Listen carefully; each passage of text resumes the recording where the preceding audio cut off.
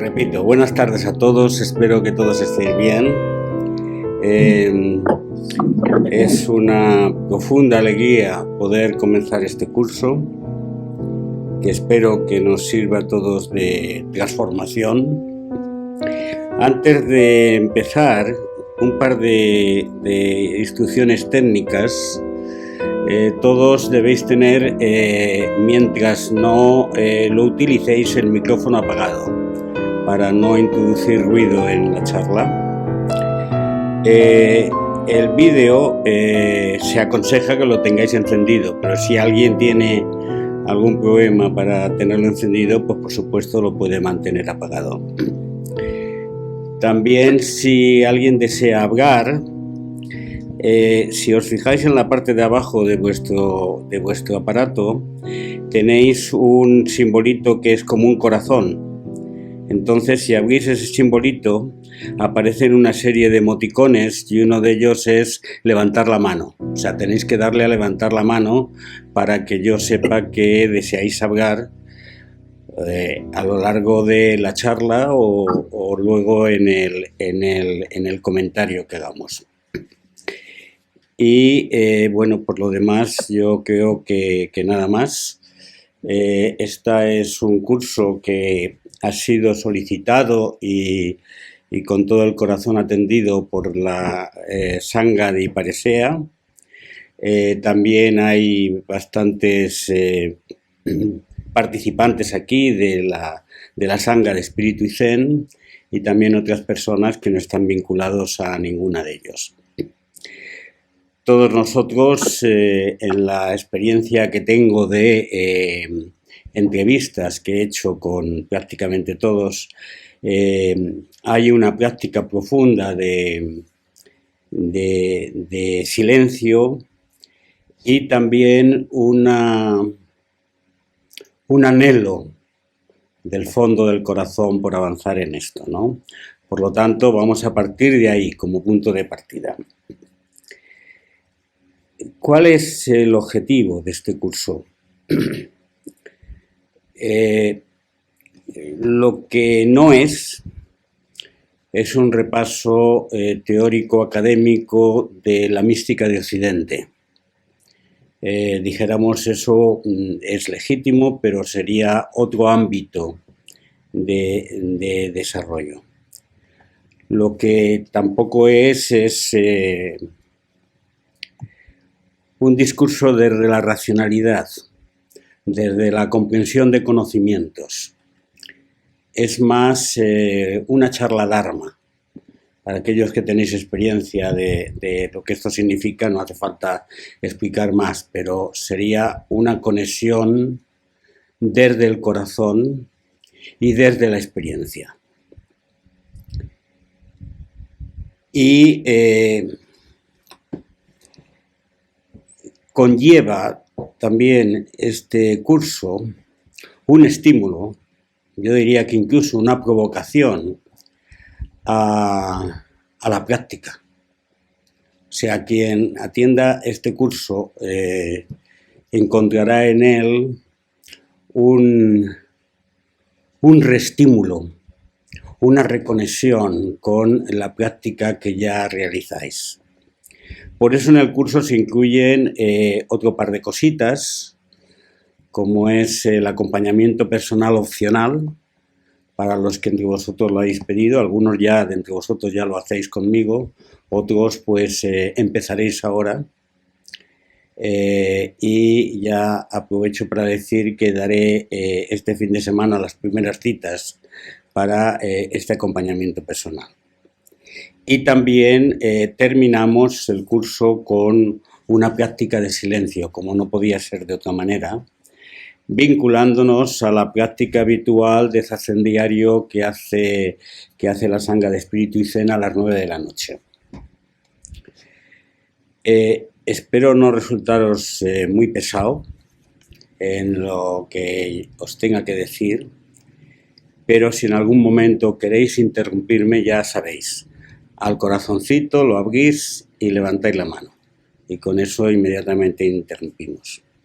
Antes de empezar, ¿alguien quiere preguntar algo? ¿No? Vale. Bien, pues el curso es la búsqueda de la esencia de los mensajes de los maestros y maestras que nos han precedido en la cultura occidental para encontrar y construir un camino al centro del corazón. O sea, es un curso de ir a la esencia del mensaje de algunos de los maestros que nos han precedido. Por cierto, la charla está siendo grabada. No se os graba vuestras caras, se graba la mía solo, pero podréis escucharla a posteriori cuando queréis. Lo digo para el que toma notas, que sepa que también está grabada. El gran reto es cómo es posible comprender el mensaje original de maestros que hablaron para su tiempo y en su contexto cultural, para nuestro tiempo y nuestro contexto cultural. Y ese reto es a lo que va dirigida esta charla de introducción. Alguno, después de cuando avancemos en la charla, podrá pensar que esto es un reto imposible, porque el contexto en el cual se expresaron estos maestros predeterminaba mucho la interpretación de su mensaje. Pero cuando el mensaje se vuelve pura mística, entonces se elevan los pelos de punta al ver cómo los mensajes transculturalmente se parecen. El príncipe de los místicos en Europa, el maestro Eckhart, dice cosas que parece que están dichas por maestros del siglo VI del Zen. Y en ese sentido uno tiene que llegar a saber que la experiencia es única y que es posible desnudar del contexto la esencia para poder recibir la frescura de lo que hay tras ese contexto. Por tanto, el intento es hacer una inculturización en nuestro siglo, en el siglo XXI. Y para ello es necesario realizar una lectura laica, si esto es posible, no religiosa, de la experiencia de estos maestros. Y al tiempo, si estos mensajes nos tocan el corazón, inmediatamente despertarán en nosotros o acrecentarán el anhelo que existe para profundizar en el silencio, para profundizar en la experiencia. Por lo tanto, se trata de tocar el centro, el mollar del mensaje para que nos toque, para que nos afecte, para que nos haga temblar, para que nos haga reaccionar en la profundización de nuestra práctica. Por lo tanto, os pido a todos tres actitudes que habitualmente suelo pedir en las charlas que doy, en los teisos, en los retiros o en las charlas en los Sasenkais. La primera es una actitud de escucha desde el centro del ser, intentando no entrar en la dinámica de juicio y prejuicio, intentando no entrar en la discriminación, sino dejando, por eso se graba, para que os liberéis del tema de captar los conceptos o el lenguaje, dejando que el mensaje entre a donde tenga que entrar. Por lo tanto, se trata de huir en la medida de lo posible del discurso mental, y el primero que tiene que hacerlo soy yo. El primero que tiene que expresaros desde aquí soy yo. No se trata de adquirir como he dicho antes, conocimientos. Algunos de vosotros me habéis preguntado, ¿es que no nos vas a dar alguna lectura para empezar al tema? Si esto fuera una enseñanza teórica o un adiestramiento para comprender, de conocimiento, para comprender toda la cultura occidental en la mística, pues tendría mucho sentido. En cualquier caso, bueno, pues simplemente habiendo hoy en día Internet, uno encuentra montones y montones de referencias que uno puede utilizar. Si alguna, a pesar de eso, insiste en tener lecturas recomendadas, en la página de Espíritu y Zen están, las podéis mirar y podéis elegir entre ellas. Yo mismo, de dos de los maestros que vamos a hablar a lo largo de este curso, he escrito 2 libros, el libro de los Koans de Jesús de Nazaret y la relectura de La nube del no saber, pero yo insisto, el esquema de nuestro curso es masticar el mensaje. Se trata de que hay una sesión al mes y después de esa sesión reverberarán en nosotros mensajes centrales que hay que hacerles que maduren en nuestra vida cotidiana, maduren en la comprensión, yo diría incluso inconsciente del mensaje, de forma que se conviertan en vida. Por ello mismo, de cada uno de los maestros yo no haré un repaso conjunto de todos los mensajes que hay. Si uno pretendiera hacer eso, por ejemplo, con el maestro Eckhart, pues acaba y vámonos, este curso solamente para Eckhart. O imaginaros que yo pretendiera mostrar todos los mensajes que se dicen o se han dicho sobre Jesús de Nazaret. Absolutamente imposible. Absolutamente imposible. Por lo tanto, se trata de coger 1, 2 o 3 de los elementos principales de estos maestros y masticarlo bien, sabiendo que es un mensaje central. Y por último, introducir el silencio en medio de la charla. Escuchar desde el silencio. Practicar el silencio. Atravesar el lenguaje.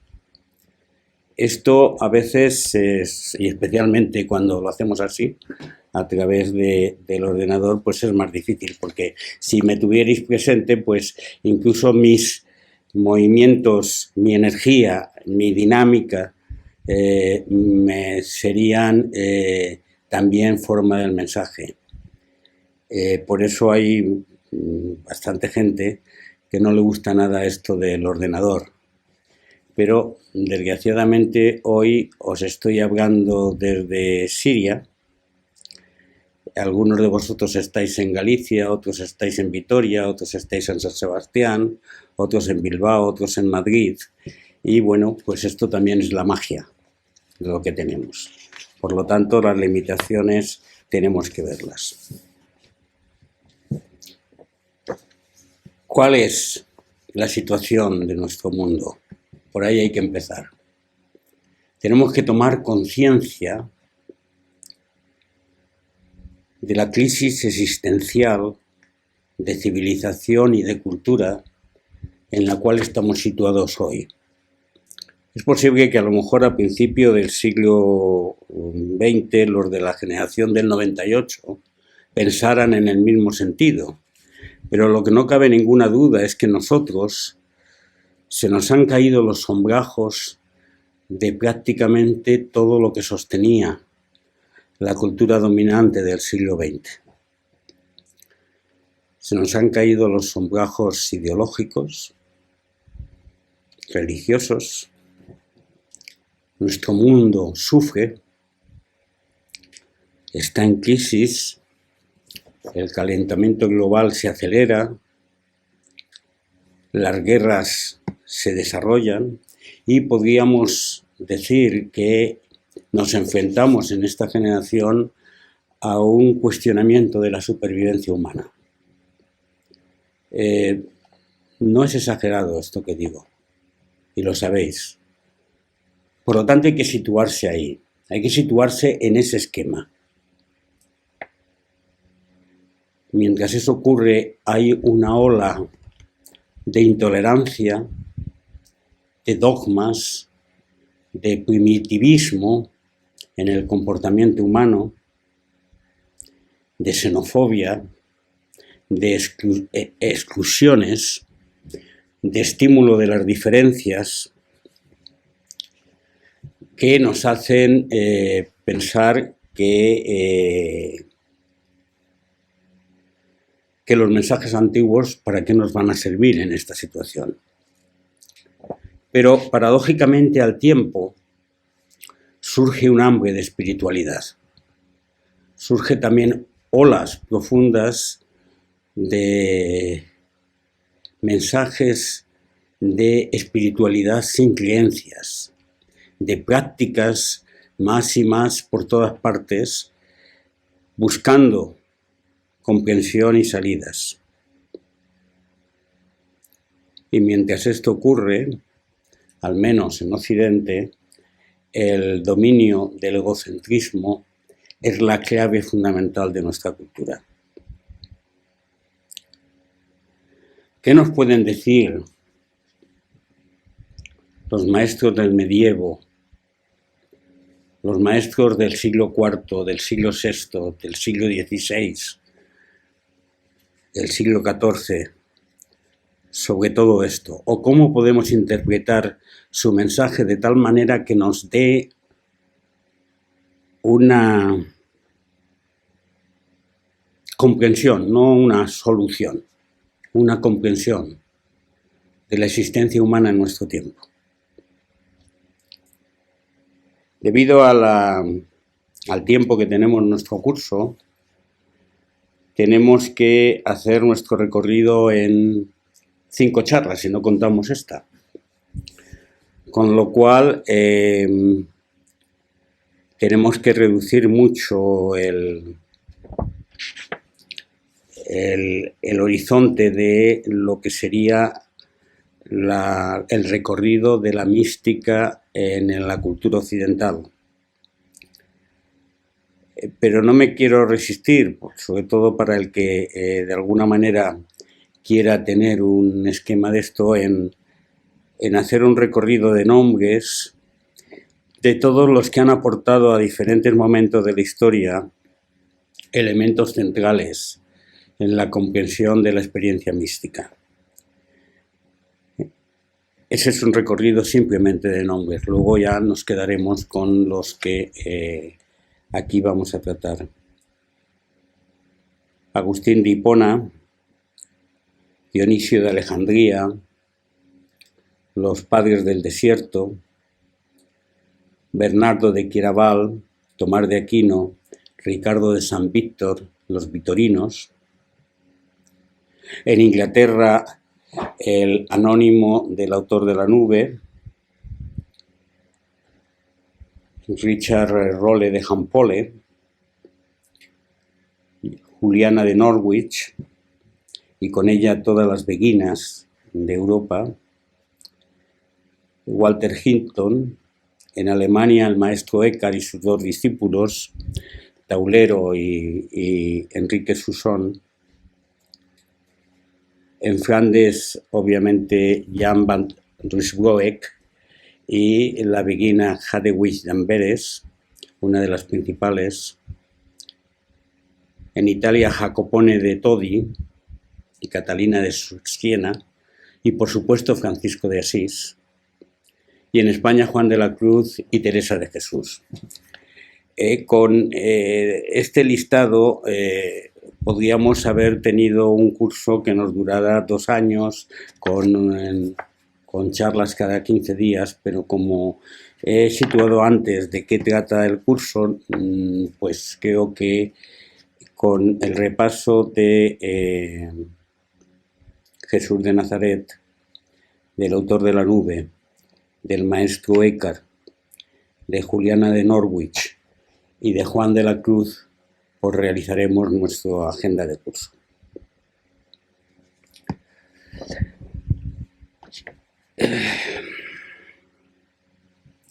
Hay que entender lo que es la mística. En los conceptos clásicos, o lo que la gente entiende de una forma habitual, es una separación del espíritu para llegar a la unión con el ser superior.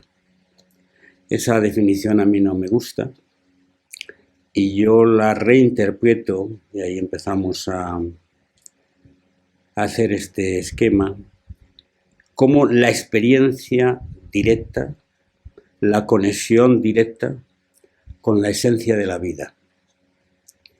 Es la experiencia directa con la esencia de la vida. Es una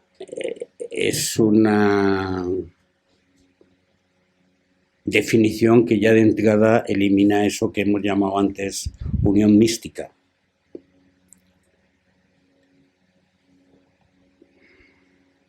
¿Cuál es el contexto religioso en el que los místicos que he citado se movieron?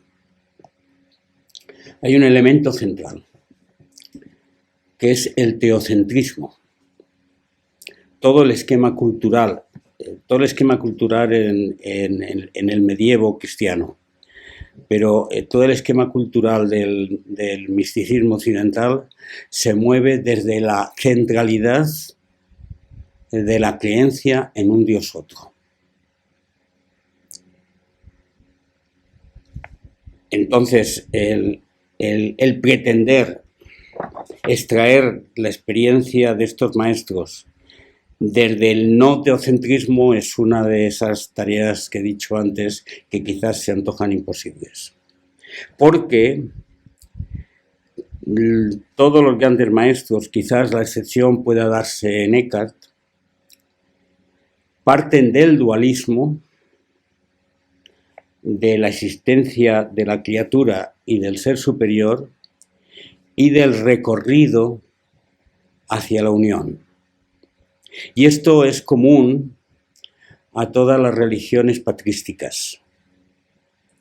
Es común a la mística sufí, es común a la mística judaica con la cábala, es común a la mística cristiana.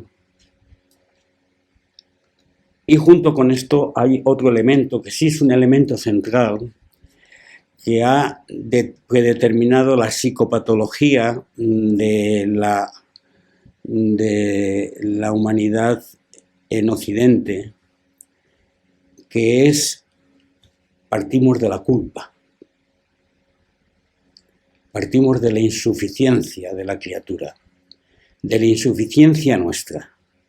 Nuestro punto de partida educativo, nuestro punto de partida cuando captamos la comprensión de esa definición que se nos da de quiénes somos, es seres insuficientes en culpa.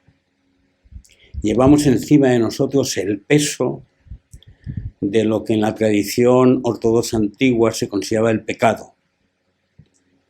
Y actualmente en la insuficiencia, la incapacidad de resolver el destino propio y el destino de otros.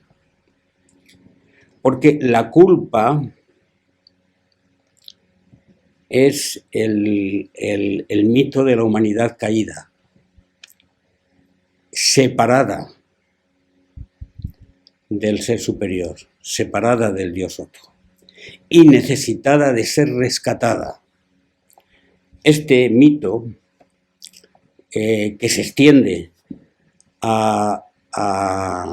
como he dicho, no solamente en Occidente, sino también existe en algunas de las corrientes principales en Oriente, genera un drama profundo en el comportamiento humano. Esto es lo que desde muchas formas hemos hablado de esa tendencia a correr, a coger algo, a llegar a una comprensión, a llegar a un estadio superior, a resolver nuestra vida, a tener un contenido que por fin nos sitúe en un ámbito superior de conciencia. Actualmente decimos a trascender, y también incluye, en más o menor medida, el tema de que el ámbito en el que vivimos es un ámbito de sufrimiento. Es un ámbito que hay que atravesar, que hay que resolver, porque mientras no lo resolvamos estamos condenados. Estamos separados, enajenados del origen. Y desde esa separación, desde esa enajenación del origen, hacemos un recorrido. Todo este esquema del discurso del medievo, de cómo se salva el ser humano a través de las buenas obras o a través de la fe, que es un esquema clásico de discusión en la teología de este tiempo, es consecuencia de este recorrido. ¿Cómo se salva? Nos tenemos que salvar. Y todo en el tema principal del cristianismo, todo el esquema de la redención está entornado en esto. Por lo tanto, esto es lo que recibieron y lo que vivieron los místicos que he mencionado, y desde ahí reinterpretaron su experiencia. Y nosotros, fatuos de nosotros, ahora queremos contemplarles como si ese contexto no existiera. Ese contexto era tan tremendo que al que no estaba en ello le quemaban en la hoguera. Al que no estaba en ello le condenaban a la marginación. Hoy en día eso no existe, pero esa es la forma en la cual se movían estos místicos. Recordaré cuando hablemos de Juliana de Norwich cómo desde el ventanuco de su celda veía cómo quemaban a los herejes. Eran considerados herejes porque en Inglaterra fue una corriente que intentó hacer lo que Francisco de Asís hizo en Italia, que es volver a recuperar la pobreza y la originalidad del Evangelio. Entonces, vivir su experiencia desde esa visión es ahí donde hay que situarse para intentar captar un poco las expresiones que hacen. Por eso muchas veces cuando leemos los textos de los místicos a veces no comprendemos, nos aburrimos, porque el lenguaje también es consecuencia de la cultura.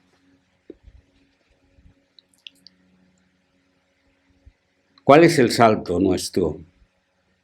El salto desde este contexto que he citado al contexto en el cual nos movemos en el siglo XXI. En el siglo XXI, salvando un poco esa nueva ola de dogmatización y de intolerancia que existen en muchas sociedades, existe una reducida influencia del fenómeno religioso en la vida cotidiana. Ese es un salto fundamental. Las iglesias están vacías y la religiosidad no se vive hoy en día desde solamente se vive desde los planteamientos de recuperación político-social del dogma, pero no desde el avance cultural.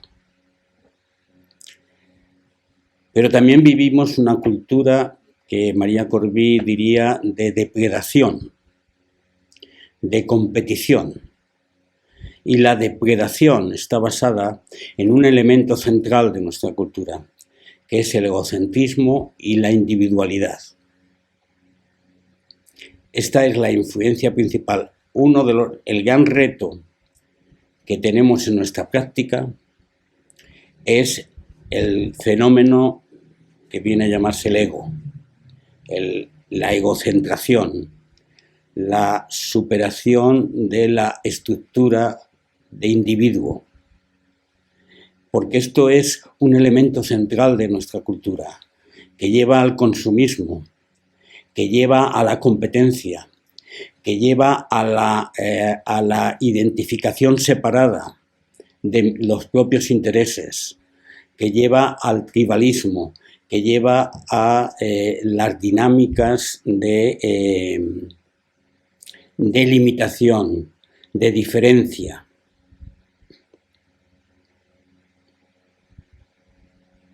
Hay también una revolución o cambio de paradigma.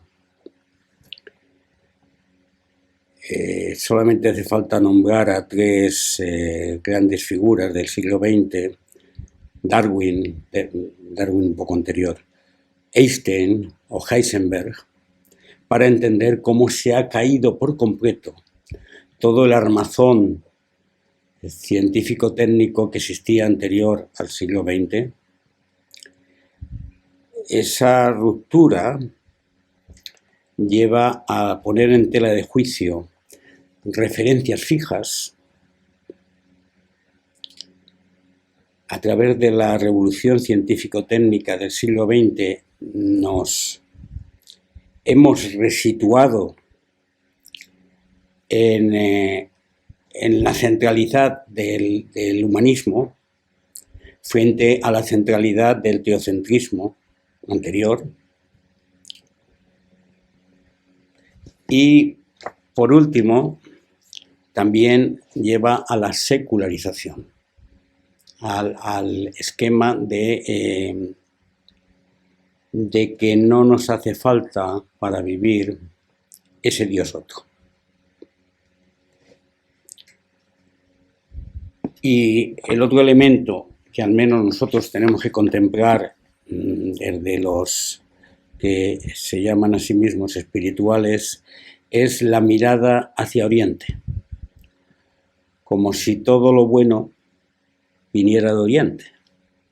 Curiosamente, cuando Macu me planteó que diéramos este ciclo, yo creo que la sorprendí un poco diciendo que quería hablar sobre los maestros de Occidente, en vez de lo típico de un enseñante zen, que es hablar de, pues eso, empezando por Bodhidharma, siguiendo por Dogen y Huineng, etcétera, como, dijéramos, la fuente de nuestra sabiduría. Sin embargo, lo que hemos hecho es olvidar la sabiduría que viene de Occidente y por eso está. Pero hoy en día parece que la solución a los problemas del hambre espiritual han de venir necesariamente de Oriente, y eso es un tópico.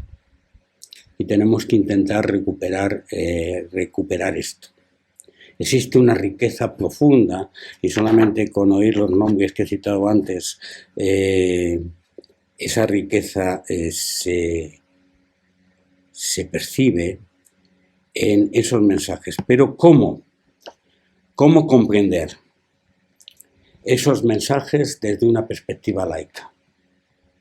Veremos en la charla del próximo mes, del día 22 de noviembre, pues un reto que ha supuesto una parte importante de mi vida, que es desde ser un cristiano devoto, educado por mi madre en la religiosidad tradicional, y habiendo roto con ello cuando tenía 30, 40 años, y habiéndome paseado por el budismo, me planteé cómo vería yo a Jesús de Nazaret desde una perspectiva no religiosa. Y eso me llevó a una aventura que yo espero que al menos 2 o 3 de esas esencias os pueda transmitir. No sé si será posible, pero lo intentaré. Con esto lo que quiero decir ¿es posible captar, más allá de las palabras, el mensaje de estos maestros, sacándoles artificialmente de su contexto cultural y religioso?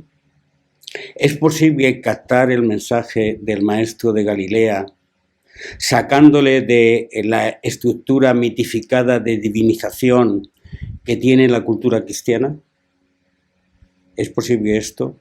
Mucha gente lo ha intentado y de hecho en el caso de Jesús de Nazaret hay todas unas corrientes de búsqueda del Jesús histórico que hay que verlo, pero esta es la pregunta principal. Segunda pregunta es, ¿qué nos dice a nosotros? ¿Cómo nos llega al corazón? ¿Cómo significa eso algo que pueda transformarnos, que pueda llevarnos al reconocimiento de quién realmente somos desde el origen? Y tercera cuestión, ¿cómo se plantean las preguntas, las grandes preguntas que habitualmente se realiza el ser humano, antes o después? ¿Cómo se plantean esas preguntas en nuestro momento actual? En nuestro momento actual ya no es el momento de la revolución científico-técnica, es el momento de la revolución de la información. Y en este momento donde los flujos de poder y se manifiestan a través del control de lo que se dice que es verdad y lo que no, cómo volver a esas grandes preguntas desde la ruptura con la racionalidad, con el discurso mental. Porque si uno entra consistentemente en la práctica espiritual, una de las cosas principales es que la demostración tomista de la existencia de Dios no nos vale.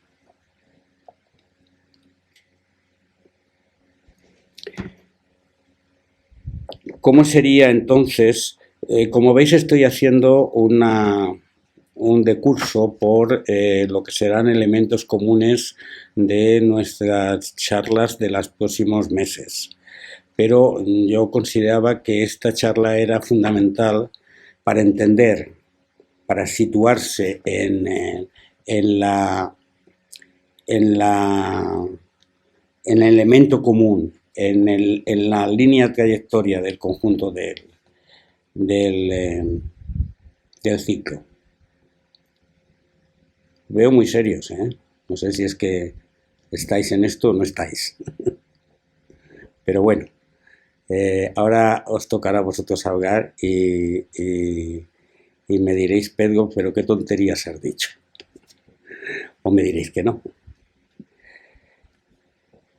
¿Cómo es el camino de la visión mística actual?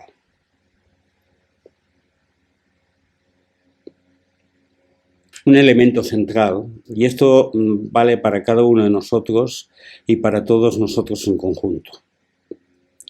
Un elemento central es la eliminación de la percepción de insuficiencia y de culpa. Ahí es nada. Ahí es nada. Es de la percepción. Se trata de situar mi vida en que no soy un ser insuficiente y que no soy culpable de mi existencia. Y habiendo trascendido eso, ¿cómo he de vivir? ¿Cómo he de vivir? Y esto no se hace simplemente haciendo un psicoanálisis o convenciéndome todos los días dándome golpes de pecho para quitar los golpes de pecho precisamente. Esto se hace desde la práctica de nuestra realidad momento a momento. Segunda tarea, la eliminación de la visión de un Dios otro. Y ahí menuda tarea. Una vez le preguntaron a Billy Hill Jagger si creía en Dios. Estaba yo presente, era ya mayor, y él respondió: si cuando usted me pregunta si creo en Dios, está queriéndome decir si creo en un ser superior que me va a premiar o me va a condenar, que me va a redimir y me va a salvar, que me va a juzgar por mis actos buenos o malos, que va a determinar éticamente si pertenezco al sector de los buenos o al sector de tal. No creo en Dios. Esa fue su respuesta, pero lo que estaba diciendo es que no creía en el Dios otro, no creía en la dualidad, en la separación. Ayer leía un texto en el cual decía que los practicantes del Zen o tal, al romper el mecanismo de dualidad de la mística, entran en el panteísmo. Bueno, esto es una reflexión mental, desde mi punto de vista. Hay que ver cómo es la experiencia, pero lo que sí que está claro es que mientras mantengamos la figura de un Dios separado, sediento de separación o maternal, cuidador de los seres humanos, que somos seres insuficientes y pequeños, no atravesaremos. No atravesaremos. Y esta es otra gran tarea que a veces no se consigue en toda una vida. Tercer elemento es aceptar la plenitud en el momento presente. Aceptar la plenitud en el origen, en el final, lo cual nos lleva en que no hay metas, no hay objetivos. Cómo realizar una práctica sin metas y sin objetivos. El cuarto elemento es que, a diferencia de los padres del desierto, que se alejaron de la pomposidad del cristianismo del siglo IV para buscar el origen, a diferencia de Francisco de Asís, que reaccionó radicalmente contra el mundo de las riquezas de su tiempo para buscar la originalidad del Evangelio, debemos unir lo que Teilhard de Chardin llama pasividad y actividad. Esto es, la práctica del silencio con la práctica de la cotidianidad. O sea, no hacer una separación, una dicotomía entre un mundo de alejamiento, cuando nos sentamos en silencio, y lo que hacemos día a día, en cada momento.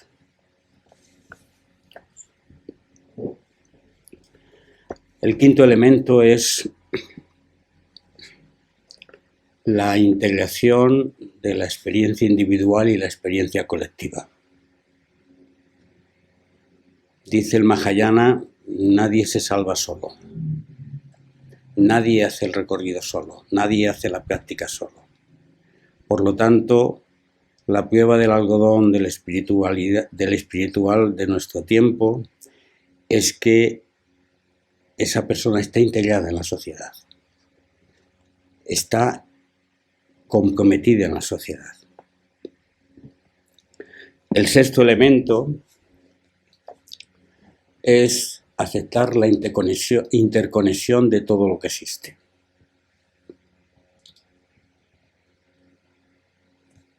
Aceptar la interconexión implica aceptar una comprensión de lo que se ha llamado el amor como comunión, no como amor dual, sino comunión permanente de toda la existencia, de todo el universo. Y vivirlo eso, vivirlo. No pensarlo, vivirlo.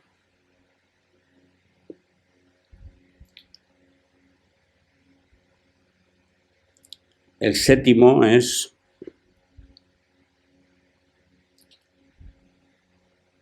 aceptación de la impermanencia,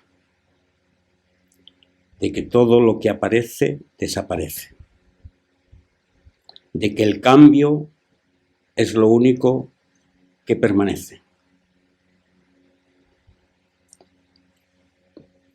Este tema de la impermanencia hace que uno pueda expresar este tema de la impermanencia con el tema de la interconexión, que no hay nacimiento ni muerte. Y por último, estamos hablando de la visión mística, pero también de la práctica mística, es la práctica de la presencia.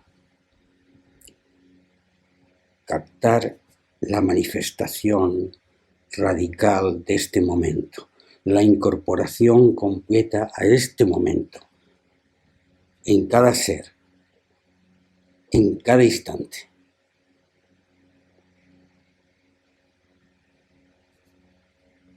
Esto nos lleva, si lo aceptamos con consecuencia, a una orfandad profunda inicialmente.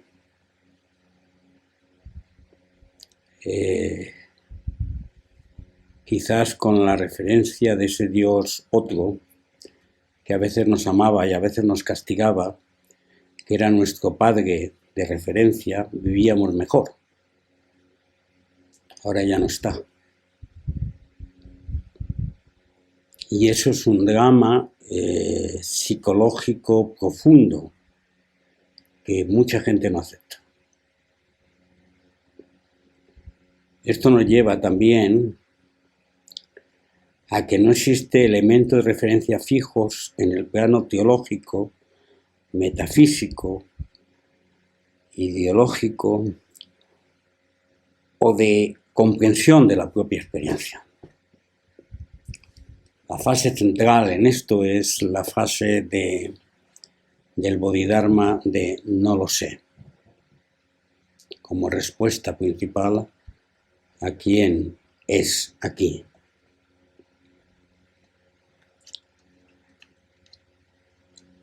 Y también nos lleva a la situación de ruptura con el marco cultural. La narrativa ha dejado de ser judaica, ha dejado de ser cristiana, ha dejado de ser musulmana, hinduista, budista. ¿Cuál es la narrativa? ¿Cuál es la narrativa que de alguna manera podemos aceptar todos? Pues no la hay. No hay una narrativa que todos tengamos que confesarnos. Montaríamos otra estructura religiosa con eso.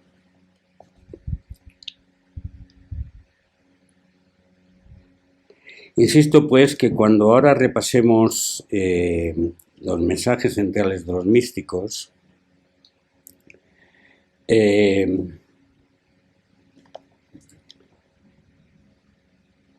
hay que saber de su punto de partida. Decíamos, desde el contexto teocéntrico separado a la unión mística, desde la condenación de esta existencia, ¿os acordáis? El samsara, el valle de lágrimas, etc., a la recuperación en su experiencia del momento presente, desde el pecado y la culpa a la expresión del amor y la comunión, lo veremos muy claramente en la nube, lo veremos muy claramente en Juliana, lo veremos también en todas las beguinas, lo veremos en Juan de la Cruz. El salto a hablar desde el amor y desde la comunión. Y por último, desde la separación a la unión.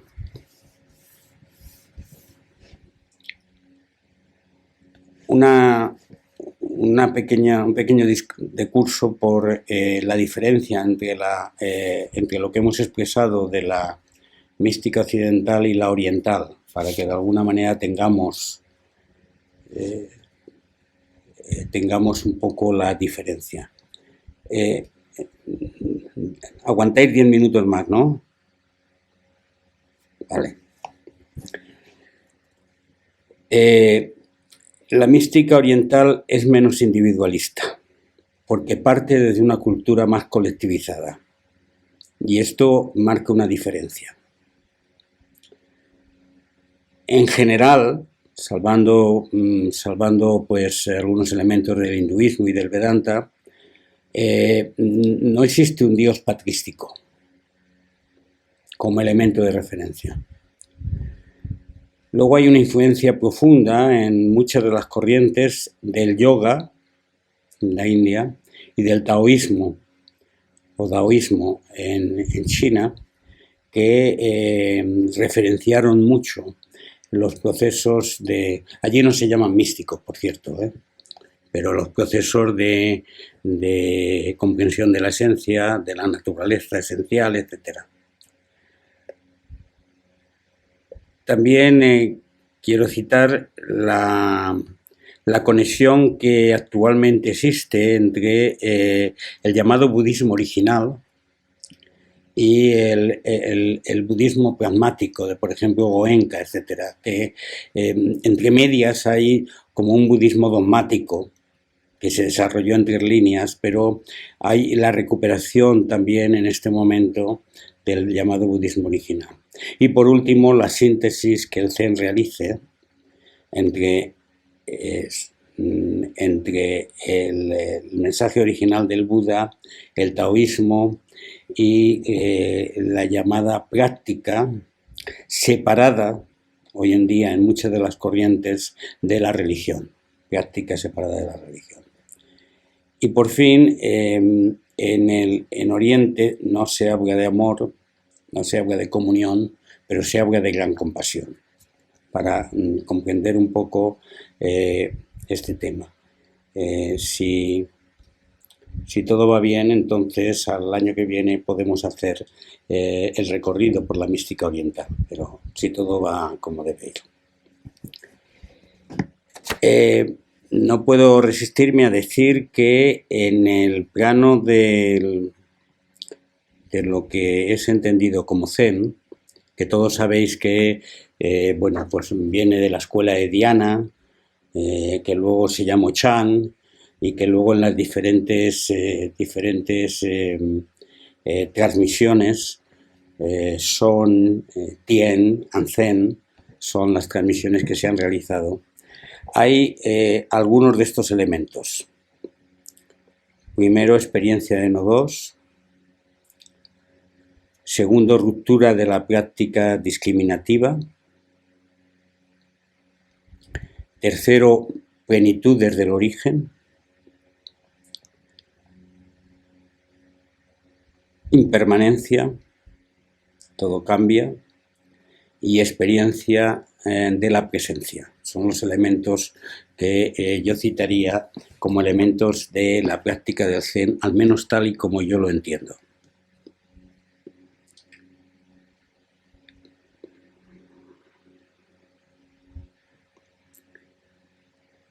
No puedo resistirme para terminar al dejaros algunas joyas de algunos de los místicos que recorreremos y dejaros unas preguntas a título de koans, no para que las respondamos hoy, sino para que de alguna manera resuenen. Creo que reconoceréis esta primera. El camino es sencillo, todo consiste en no escoger ni rechazar. Shinjin Mei.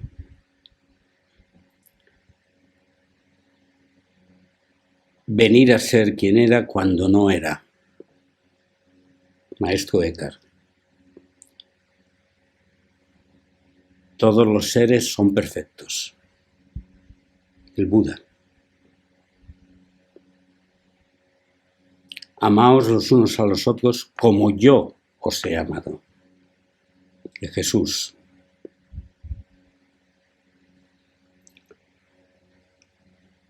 todo lo que aparece desaparece. Con Dania, uno de los anacoretas del tiempo del Buda. Todo acabará bien. Juliana de Norwich.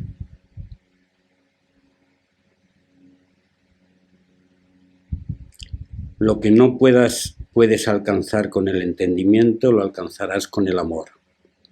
De la Nube.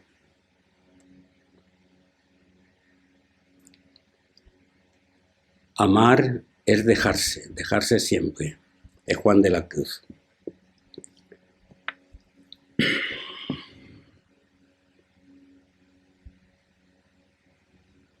Preguntas. ¿Cómo habemos de vivir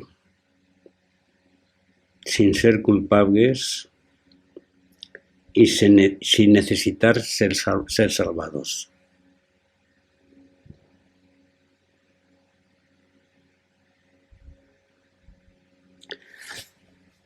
¿Cómo habemos de vivir sin tener metas, sin tener objetivos?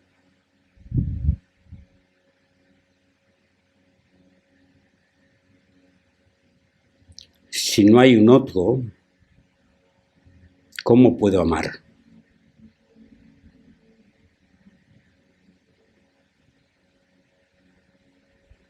¿Qué es el origen? ¿Qué es el final? Como dice Dogen, ¿soy un no nacido?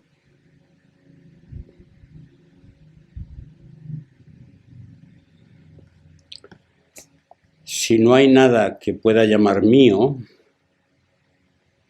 ¿dónde están los límites? ¿Dónde está la diferencia?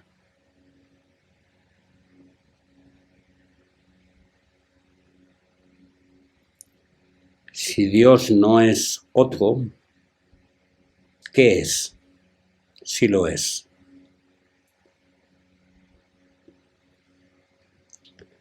Bueno, creo que ya os he calentado bastante la cabeza. Son las 8. Tenemos 3/4 de hora para hablar. Y a mí lo que me gustaría en primer lugar es que también desde el corazón expresarais lo que ha resonado en vosotros de esta charla o lo que creéis que podéis comunicar relacionado con lo que habéis oído. ¿Sabéis hacerlo de la manita o no? Corazoncito y luego levantar la mano.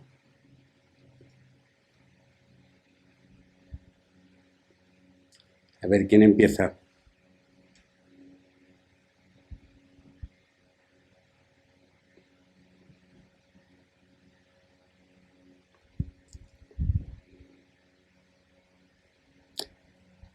Bien, Enar. Y buenas tardes, buenas noches a todos. Bueno, yo estoy un poco abrumada por un contenido tan intenso que por un lado me atrae, pero cómo abordarlo dejando de lado la parte racional de la comprensión, como tú nos indicas, y pasar desde el conocimiento solo y que esto se da y que esto puede darse, esta propuesta que tú nos haces, pasar a la experiencia. Supongo que el resto del curso pues abordaremos eso, cómo pasar a la experiencia. Para mí es casi doloroso ver que supone desaprender muchas cosas. Yo siempre he tratado de integrar lo que tenía, filtrando el trigo de la paja, ¿no? Pero lo que tú propones es mucho más lejos, mucho más profundo. Es desprenderse de lo aprendido, de ese esquema de salvación, de necesidad de apoyo en un Dios que nos sostiene, ¿no? Entonces, bueno, pues ahí estoy. Trato de no tener ahora expectativas y a ver cómo avanzo. Eso quiero. Ya el decir cómo avanzo supone una meta. Y tú nos has dicho desprendernos de la meta. Entonces, hasta el lenguaje veo que tengo que cambiar. Bueno, comparto esto, nada más. Dos cositas, Enar. La charla de hoy, como era una charla síntesis, puede sonar muy compleja. En las siguientes charlas lo que yo pretenderé es coger uno o dos mensajes y masticarle, no tener demasiados porque si no nos podemos liar. La segunda es en relación con lo que dices del lenguaje, porque es verdad. En cuanto empleamos el lenguaje, hacemos el filtro. Los grandes maestros del Zen a veces se expresaban sin palabras, ¿no? Como el famoso dedo de Gutei o como voy a cortar el gato, o como esas expresiones koánicas que lo que intentaban es expresar la realidad sin necesidad de hacer el discurso mental. A través de aquí el discurso es de lenguaje y eso tiene un problema. Pero muchas gracias. ¿Quién es el siguiente?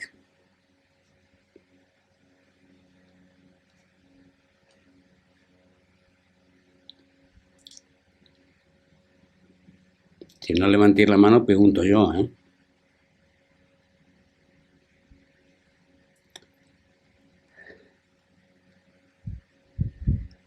A ver, Félix. Hola, soy Félix, os hablo desde Bilbao. Hablabas de unir silencio y cotidianidad, de no separarlos del mundo del día a día, ¿no? Y hoy día, con mucha frecuencia, se nos invita pues, a hacer meditación como una vía de escape del mundo, ¿no? De alejarnos del bullicio del día a día y como si en esa cápsula de silencio sería donde únicamente pudiéramos conectar con nuestra esencia. O sea, la meditación como un método más de relajación, ¿no? Como el yoga o como... Pues eso me ha sugerido lo que has comentado. Sí, sí. Pero precisamente eso es una de las grandes trampas. Que por cierto fue un proceso cultural que ocurrió en Occidente varias veces, ¿no? Yo citaba antes el de los padres del desierto, que ante la pompa del imperio de Constantino y de la introducción de la religión cristiana como religión de Estado, ellos se separaron del mundo y se fueron al desierto a intentar recuperar el silencio y la comprensión del cristianismo original, ¿no? Pero hay otros muchos ejemplos de esto y hoy en día esto se utiliza, se parte desde la condenación de la cotidianidad del mundo y nos alejamos y nos volvemos contemplativos, esto es, nos volvemos practicantes del silencio. Yo no creo en eso en absoluto y creo que nuestra práctica de zazen, nuestra práctica de silencio, es una práctica para vivir, para la cotidianidad. Mientras no hagamos integración de nuestro zazen con nuestro zen, porque zen es práctica de vivir, entonces no maduraremos. Y todos esos escapes de convertir la práctica del silencio en una ritualidad de separación es el gran error. Incluso esa mistificación que se realice, nos separamos del mundo y nos quedamos en silencio para alcanzar la iluminación y estar en otro estado de conciencia y otra forma de vida, también es otra trampa. Efectivamente, yo a lo largo de toda mi vida he practicado varias veces al año retiros, etcétera, pero afortunadamente en un determinado momento comprendí que no me servían para nada más que para entrar en la comprensión de mi vida y en la práctica de mi vida. Francisco. Gracias, Félix.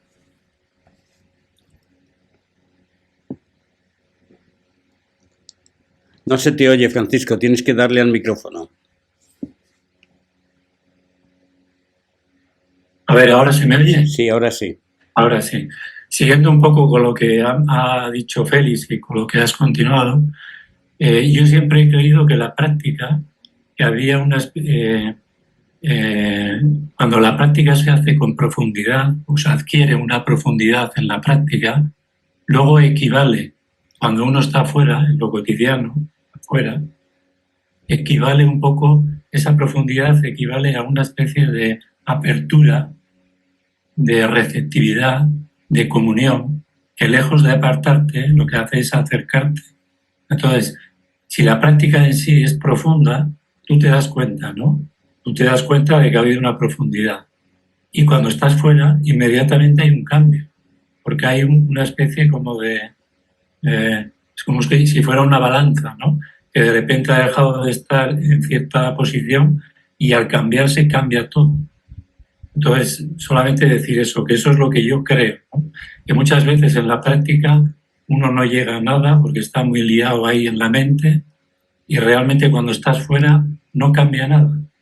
Pero cuando la práctica realmente es profunda o ha adquirido algo de profundidad, siempre se percibe un cambio. Podrá ser más susceptible del cambio, más fino, más, no sé, pero siempre... Totalmente de acuerdo. Bueno, antes de intervenir, perdona, Paloma.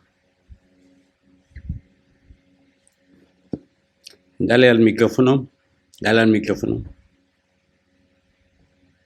Perdón. En primer lugar, darte las gracias, Pedro, por esta perspectiva, ¿eh?, que nos has brindado del curso.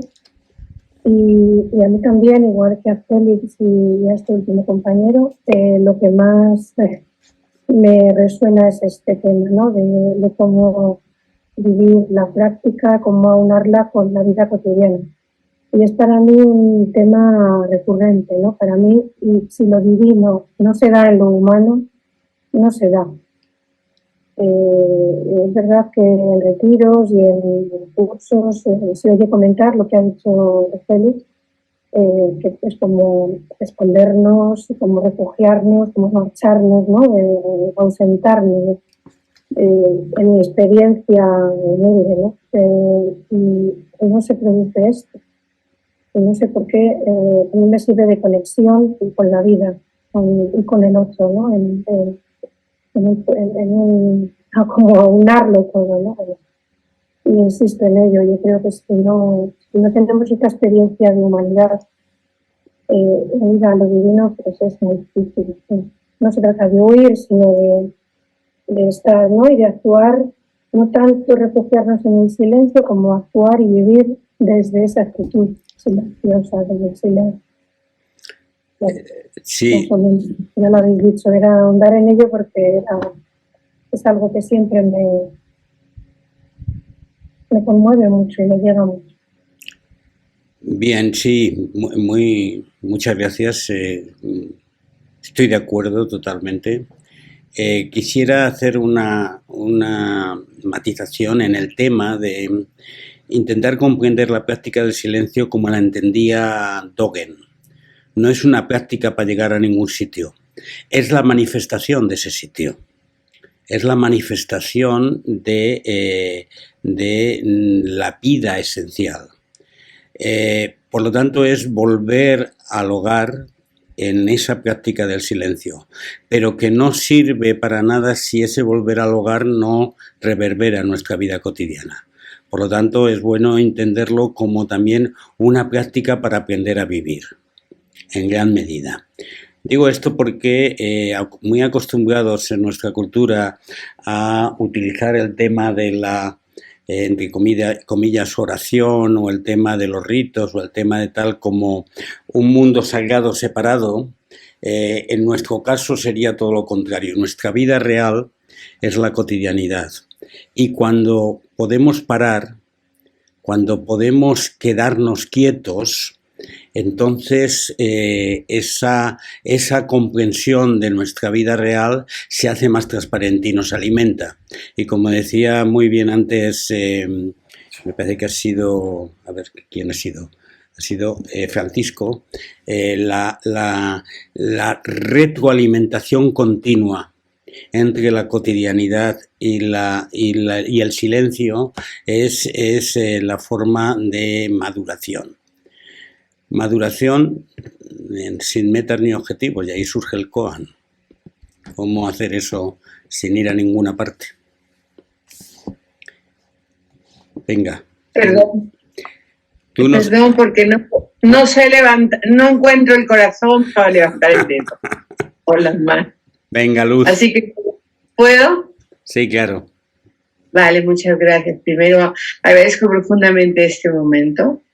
Es un regalo estar con vosotros. Y la charla me ha parecido estupendísima. Y a ver cómo me manifiesto.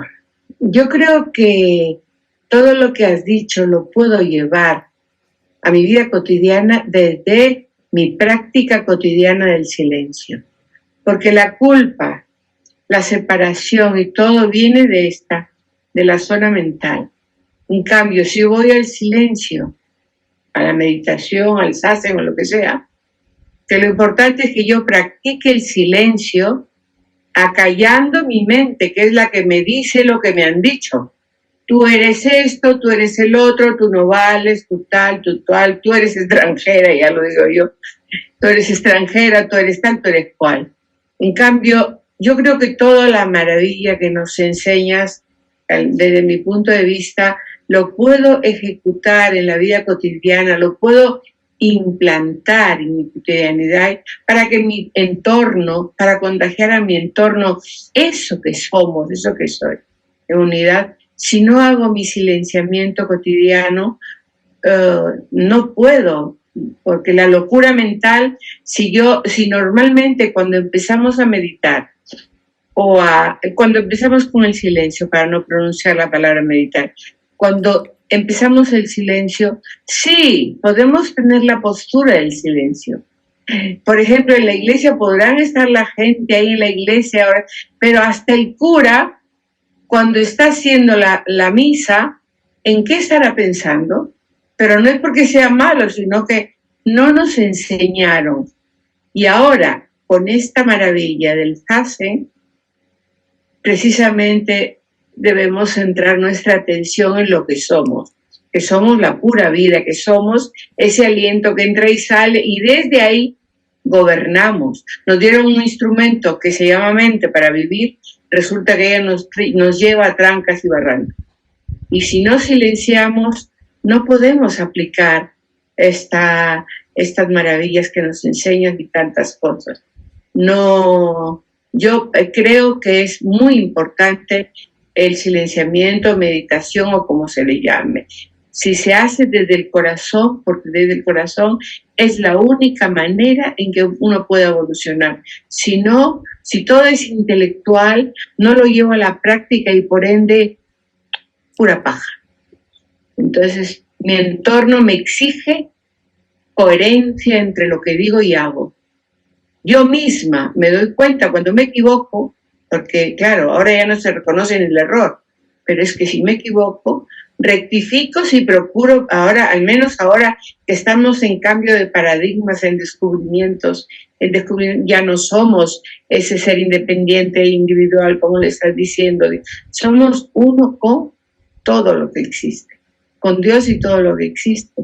Y entonces, pero eso solamente lo encuentro. Jesús, Buda le preguntaron, ¿qué sacas tú meditando? Y él dijo, nada, pero por lo menos ya no me molesto, ya no reniego, ya no sufro, ¿no? Entonces, para mí es muy importante. Muchísimas gracias. Ha estado maravillosa y yo quería grabarla, pero como has dicho que la grabas, ya me voy a ella. Gracias a todos. La grabaré y la subiré, no te preocupes. Por cierto, para los que son de Iparecea, tenemos un canal de YouTube que yo daré un link en el grupo de WhatsApp para que tengáis la charla. Luis, tienes que darle al micrófono. Yo no sé si lo has hecho bien porque en ti no aparece la señal de micrófono y no se te oye. Quizás lo que tengas que hacer es salir y volver a entrar en el link para que te aparezca el micrófono. Porque si no, hombre, nos puedes hablar por señas, ¿eh? Mientras tanto le voy a dar la palabra a Jesucito, que pone aquí. Sí, soy Jesús. ¿Me oye? Jesús Nacher, sí. Jesús, adelante. Sí, a mí lo que me ha tocado más de lo que has dicho, cambiando un poco el tercio de lo que han dicho los compañeros, a mí lo que me ha tocado más es lo de no alcanzar un estado distinto, no querer alcanzar un estado superior ni resolver nuestra vida.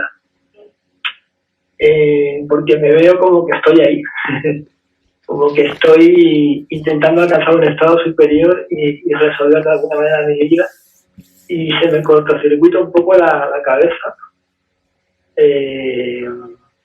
cuando veo cómo salir de ahí, ¿no?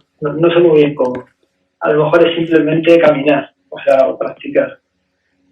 Y luego en un momento dado, cuando has hablado de la comunión, sí que también ha resonado algo de mi vida y he entrado como en una experiencia que se ha abierto ahí un poco, como de más aceptación en ese momento, como de más consentimiento a mi vida y a la vida en general, ¿no? Como ver que mis penas y mis sufrimientos pues son cosas de mi percepción y que realmente que la vida es perfecta, ¿no? Un poco. Es lo que me ha resonado. Esas son las dos cosas principales. Jesús, como te conozco y llevamos tiempo juntos, te tengo que decir que el por qué ese tema de intentar alcanzar un estadio superior parte de la idea de que no terminas de aceptar que ya lo tienes todo, que ya todo está aquí. Porque si esa idea, que en vez de ser una idea, como decía Luz, es corazón, ya no tienes ningún sitio donde ir. Eso que decía el Buda, todos los seres son perfectos. No nos lo creemos. No partimos, no aceptamos eso por completo. Continuamente nos damos golpes con la cabeza contra la pared con ese tema. E incluso a veces teóricamente montamos un rollo metafísico con eso, pero no terminamos de colocarnos en la consecuencia que eso significa. Ese es el tema. En lo de la comunión lo hablamos otro día. Bueno, vamos a ver si Luis puede hablar ahora. No tienes micrófono, yo creo que tienes un problema en tu aparato. Porque todos nosotros, cuando nos movemos, al lado del nombre tenemos un micrófono pequeñito, que eso indica que el micrófono... Ahora ya sí, puedes darle ahora. No, ahora tienes que darle el botón... No. Pues hoy te condenamos al silencio, Luis. Mónica. Hola, buenas tardes a todos. Bueno, yo empiezo un poco abrumada también como Enar de todo lo que nos has contado, ¿no? Pero, bueno, y veo el carácter radical del Zen, ¿no? Que te deja huérfano. Sí. En un principio he sentido un poco de inquietud por eso, porque venimos con algo que nos sostiene, ¿no? Pero me ha surgido algo como, bueno, esto es liberador. Y no voy a decir más. ¿Por qué es liberador? Porque no dependes. No estás ahí como a expensas de algo, ¿no? Sí. La cultura que hemos recibido, la educación que hemos recibido, nos ha situado en la infancia espiritual permanente. Y eso, además, las estructuras de poder religioso les interesa situarnos ahí. Porque la mística es conexión directa con la vida, con lo cual no necesitas al cura que te lo reinterprete. En ese sentido es liberador. Pero también significa que pierdes al padre y a veces también a la madre. Entonces la madre es la madre iglesia, el padre es el padre Dios. Y entonces, ¿cómo te quedas? Te quedas temblando. Sin saber, no sé. Bueno, avanzaremos. Gracias. Gracias. ¿Quién más? Ajá. Luis, todavía tienes la mano levantada. No sé si puedes. Estás en. Muy bien. Creo que igual ahora. Sí, se Ahora oye. Se te oye. Antes de el Fernando. vídeo para ver si podía Antes de Fernando. utilizar la gente de casa para ayudarme. Bueno, la verdad es que agradezco, Pedro, compartir y el de los compañeros y compañeras del grupo. Y a mí me gustaría sacar uno de los grandes temas que has planteado, de la culpa, que tanto me intriga.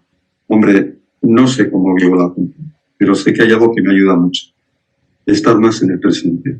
Porque yo siento, que la culpa es para mí una heredera del pasado. El pasado es el que me trae, por lo menos a mí, la mayor culpa en mi vida. Desde el momento que yo soy capaz de ver a ese Luis y tomar conciencia de que aquel, ya sé la frase esta que conocemos todos, ¿no? Hizo lo que pudo con lo que supo, a mí me libera mucho. Esto no es autoindulgencia, no quiere decir que yo pase todo y valga todo. Pero claro, desde ahí yo supe hacer lo que realmente sabía. Con lo cual, creo que tengo una gran parte de inocencia, porque no ha habido una mala intención de fastidiarme ni fastidiar. Y creo que hoy por hoy estoy muy reconciliado con el tema de la culpa. Creo que en mi vida ahora mismo responsabilidades muchas, culpas cero. Culpa, creo que no sé dónde leí, remueve cadáveres, pero no lleva a la acción. Entonces, bueno, eso solo lo quería compartir. No es una lección ni es en mi transición de vida lo que me ayuda a vivir en el presente y el pasado, pues mirarlo desde otro lado completamente diferente. Y luego hay algo que quiero compartir porque siempre me intriga cuando escucho tanto esto de volver a casa. Y yo es que creo, yo no siento que hay que volver a casa. Es que creo que ya estamos en casa. Yo no siento que tenga que hacer un camino de volver porque me he ido, sino de velar, que me gusta saberlo mucho, ¿no? Quitar ese velo para darme cuenta que ya estoy. Y siempre escucho el volver. Tampoco es bueno, o por lo menos para mí, quedarme en términos enganchados, que es muy fácil, con el discurso. Pero yo siento que no tengo que volver a ningún lado, sino darme cuenta que ya estoy. Y así el camino creo que se me hace un poco más dentro de lo difícil, Bueno, simplemente quería compartir estas dos cosas. Sí, llevas totalmente la razón. Lo del el segundo punto, que es el tema de volver, porque no hay que volver a ninguna parte. A veces se expresa eso, pero quizás yo lo he expresado en el tema de cuando estamos en la cotidianidad y nos sentamos, purificamos más lo que ya está ahí, pero no hay que irse a ninguna parte. Respecto al tema de la culpa, hay que, dijéramos que de todo lo que hemos hablado hoy, yo me gustaría que nos quedáramos todos con el tema de la superación de la dinámica de culpa, porque es una verdadera psicopatología. Para que nos acordemos todos, os voy a contar la anécdota de mi infancia más antigua, casi que recuerdo, ¿no?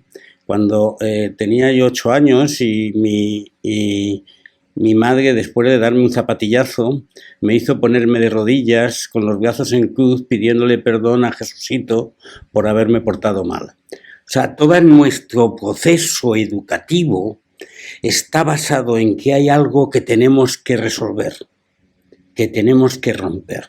Y mientras eso no salga, no avanzaremos. Cuando yo me metí en el Zen, lo primero que me pregunté, dice, bueno, ¿ahora qué toca? Llegar a la iluminación. Pues venga, dale. Ese tipo de esquema es un esquema de que estamos en un sitio que es incorrecto y tenemos que llegar a un sitio que es correcto. Por lo tanto, muchas gracias, Luis, por haber sacado este tema, porque a mí me parece que el que no tenga culpa, que tire la primera piedra, como diría el otro. Bueno, Fernando, te toca. Hola a todos, hola Pedro, gracias. Pues estoy emocionado, o sea, porque me ha llegado mucho todo lo que has dicho, todo lo que además los compañeros y compañeras también estamos compartiendo. Y esto de la culpa realmente es uno de los temazos, ¿no? Que también está muy reforzado por la productividad, ¿no? por todo el mundo económico, ¿no? De conseguir metas, ¿no? No podemos perder el tiempo, hay que siempre, o sea, en realidad no solamente la parte más, digamos, religiosa o como cristiana o tal, o que digo en el entorno que hemos muchas veces vivido, sino también la parte pues más de la empresa y de la cultura mercantilista, ¿no? Pero yo quería compartir más que nada esto de la orfandad, ¿no? O sea, la sensación de orfandad, ¿no? Que yo un poco, después de estar un poco en el Zen con mis compañeras y compañeros de Paesea, que aquí estamos unos cuantos, por aquí, por Bilbao, pues, y también inspirado por Rafa, que ha hecho un recorrido, pues como tú también comentas, Pedro, ¿no? De acercamiento de nuevo a Jesús y tal, pues yo también poco ahí lo hice, ¿no? Estos años de atrás. Pero hubo un momento en que de repente me veo pidiéndole a Jesús, o sea, pidiendo cosas, protégeme, ayúdame, o sea, entrando en un diálogo con ese otro, y entonces dije, ostras, ¿qué estoy haciendo, no? Y entonces, de repente, ese diálogo cesó y empecé a vivir, pues como las claves anteriores del Zen, pues sin referencia, pero de algún modo habiendo pasado por ahí de nuevo y observándolo, ¿no? Entonces, por contarlo de otro modo, o sea, a mí conecto mucho con lo que has dicho del no relato, ¿no? No tener que sostener nada, ¿no? ni de mí mismo, ¿no? Sino, o sea, como orfandad de uno mismo también, no tener que estar como proyectando, ¿no? Queriendo, no sé, ser, decir, algo de eso, ¿no? Entonces, y luego, como bien dices, hay pues también oscuridad, ¿no? Aparece mucha oscuridad, mucha sombra tuya, de los demás, que ves muchas cosas, ¿no? Pero me provoca mucha ternura también.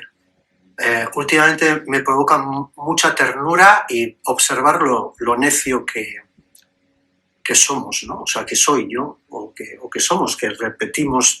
O sea, hay una cosa que es la repetición de lo mismo una y otra vez. Una y otra vez. Es increíble. La repetición. O sea, hay una especie de pauta repetitiva, ¿no? Que la observas y, bueno, y te ríes, ¿no? Y entonces, no sé, hay ahí una sensación de... Yo últimamente también tengo otra sensación, que es que cada vez me siento menos solo y me siento muy, muy, muy acompañado, aunque esté solo y pase días solo. Muy, muy hermanado con la gente que vive cosas pues, similares a las que vivo yo o que no, o lo que sea, ¿no? O sea, hay la sensación de especie, ¿no? De especie, de especies, de vida, una sensación de estar como acompañado y acompañando, ¿no? Y entonces, pues no sé mucho qué tiene que ver todo esto con lo de la orfandad, pero hay una sensación de... hay que pasar por la orfandad, yo creo que es muy importante eso. Ya está, solo quería comunicar eso. Gracias, Fernando. Creo que Es muy importante lo que ha dicho. Únicamente yo reinsistir en un tema que es, tendemos a reconstruir la narrativa. O sea, hacemos un camino en espiral, ¿no? Entonces, incluso a veces convertimos, por ejemplo, la práctica del silencio en una práctica religiosa, por ejemplo, ¿no? O efectivamente recuperamos una figura laica de Jesús y de pronto ya no es tan laica. Ese tipo de esquemas es porque hay algo muy metido dentro que viene desde siglos y que nos marca de que de vivir huérfano no es bueno, que tenemos que seguir buscando al Padre. Entonces ahí tenemos, a veces utilizamos al gurú, a veces nos sirvió mucho el tema del maestro, ahora los maestros ya no quieren llamarse maestro algunos, y entonces tenemos otra vez que matar al maestro y todo ese tipo de esquema, pero muy importante lo que dices, sobre todo también lo de la soledad. Una persona que se siente sola es que no ha progresado, está atascado en la separación individual. Entonces, todos nos sentimos solos muchas veces por eso, ¿no? Pero no hay posibilidad, hay imposibilidad intrínseca, radical, absoluta de estar solo. Y eso no lo vemos, pero es así. Bueno, ¿qué más? Nos quedan unos minutos para terminar. Si alguien quiere añadir.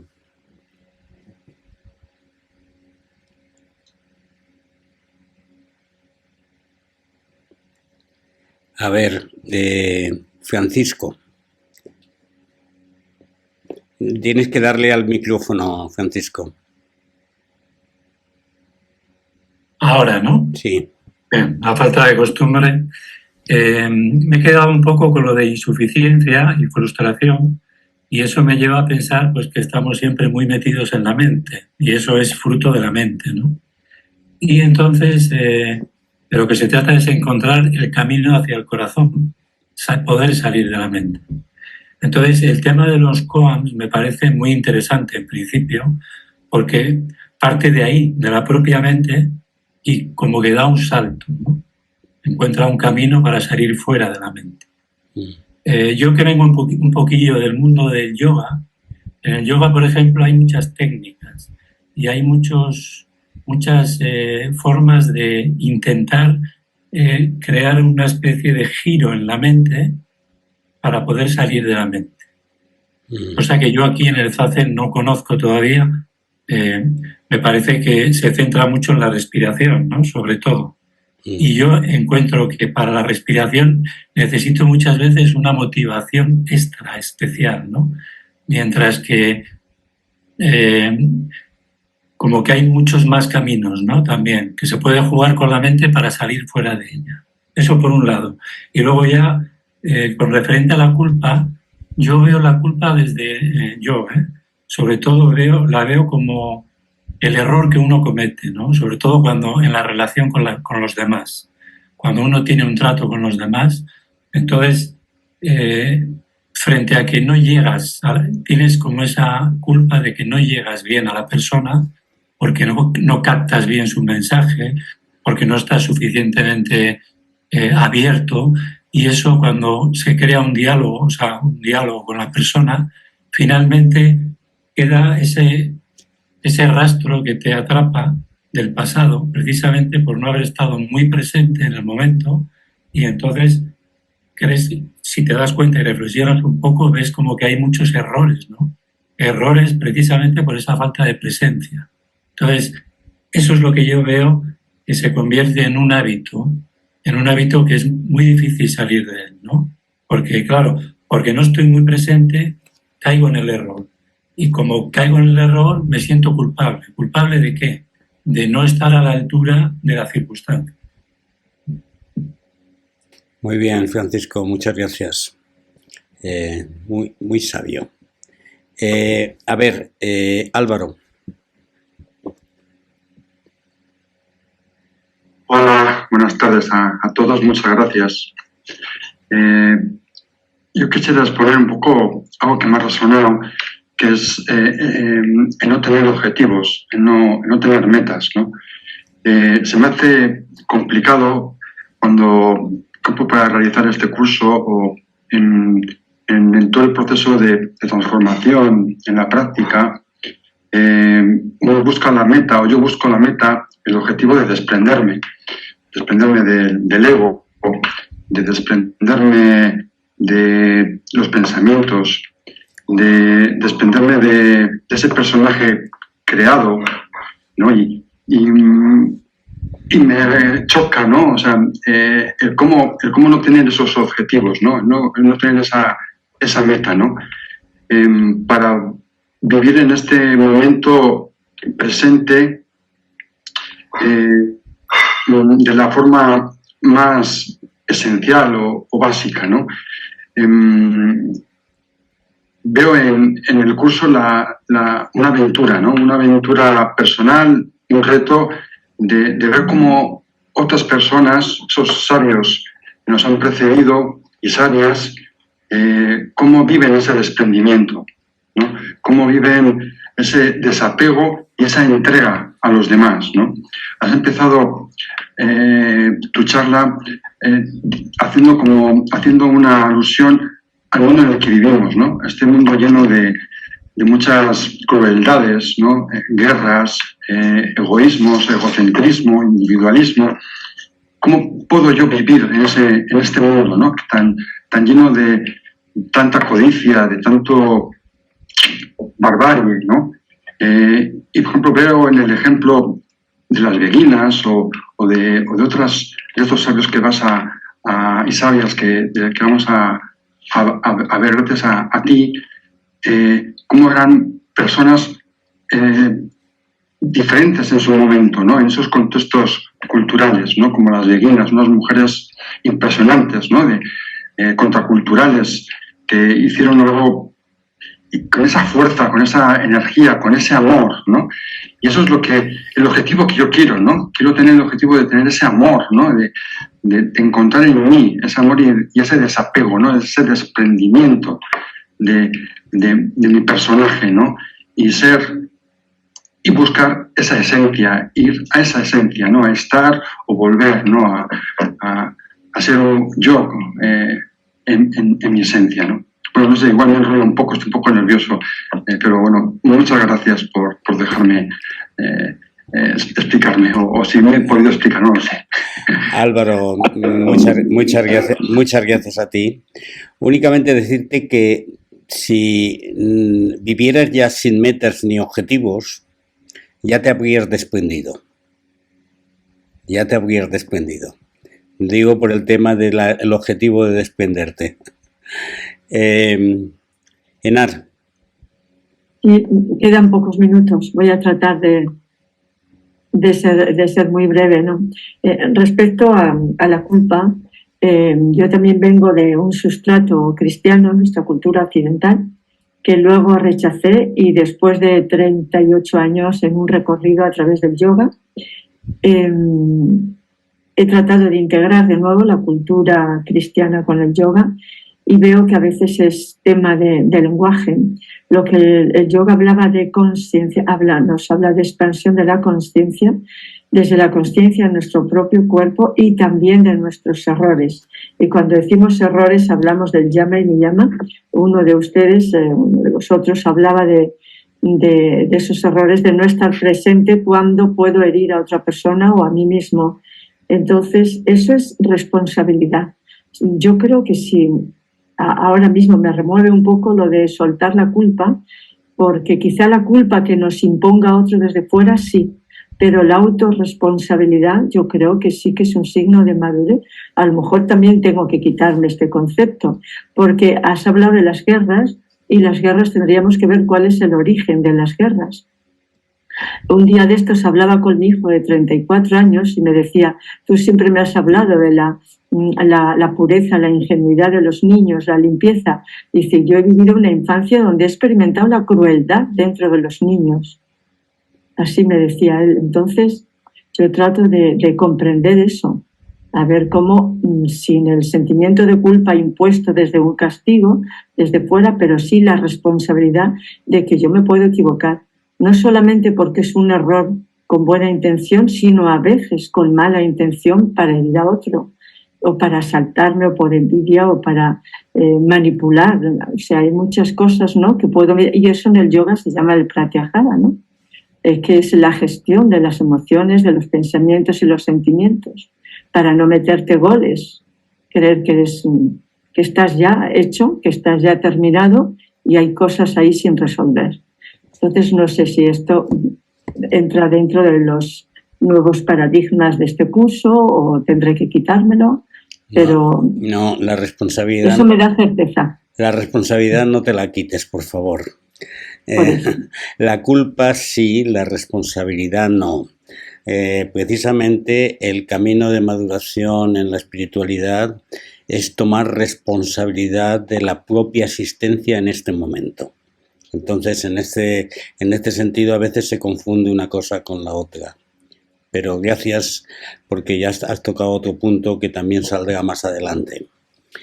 Bueno, son un poquito antes de las menos cuarto que vamos a empezar. Vamos a dejar luego un paréntesis de un cuarto de hora para...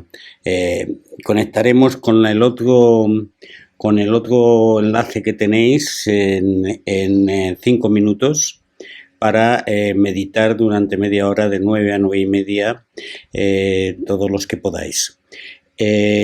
Masticar durante este mes esto, que no quede simplemente en una charla interesante o enriquecedora, sino que convirtáis los mensajes principales que han habido aquí como que reverberen en vuestro corazón de vez en cuando, que vuelvan de vez en cuando. Los que aquí han ido surgiendo y los que habéis expresado vosotros. En este sentido será útil este curso. Si este tema queda en unas notas que dejo en un cuaderno y no vuelvo a pensar en ello, etcétera, tiene su problema. Creo que en esto estamos todos de acuerdo, ¿verdad? Bueno, pues nos vemos en un ratito para meditar. Que tengáis buen día, buena tarde, si alguno de vosotros no puede incorporarse.